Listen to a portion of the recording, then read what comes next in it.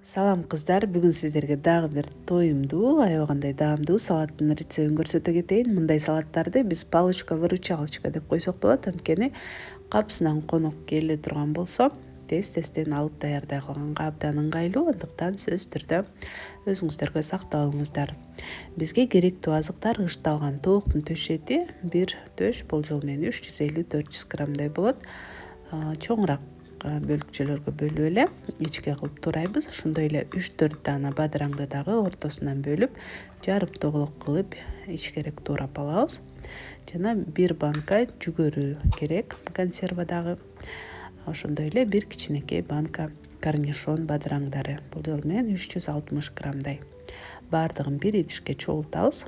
Бадыраңдарды болсо, эгер чоңураак болсо 2 же 3 бөлүккө бөлүп койсок болот. Ал эми майдаларын бүкүл эле сала беребиз.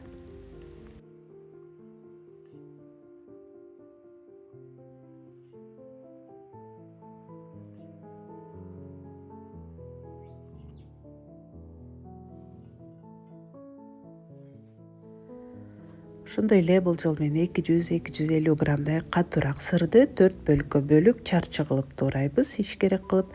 Андан кийин картошка фри кошулат. Бул салатка даяр картошка фри деле алсак болот, албетте. Ошондой эле үйдөн деле өзүбүз жасап алсак болот. Картошканы сүргүчтөн өткөрүп, муздак сууга 4-5 жолу жакшылап чайкайбыз. Крахмалы кетиш керек. Абдан агып жаткан крандагы сууга деле жуусак болот.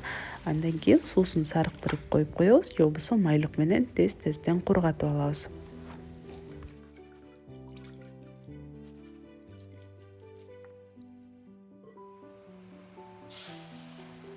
Эми ысып турган майга бир аздан бөлүп салып кууруп алабыз. Абдан кызарып дагы кетпеши керек картошка, андыктан отту бир аз гана азайтып, улам тынбастан аралаштырып турсак эле картошка бышканда өзү эле билинет, кытырап, катуу болуп баштайт.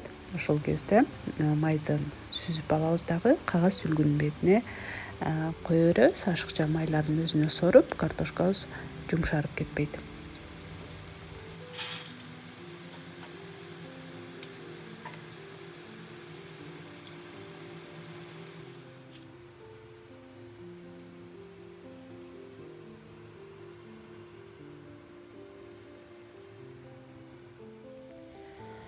Аягында эми салатыбызды майонез менен жакшылап аралаштырабыз. Кааласаңыз бир аз кара мурч кошуп койсоңуз болот.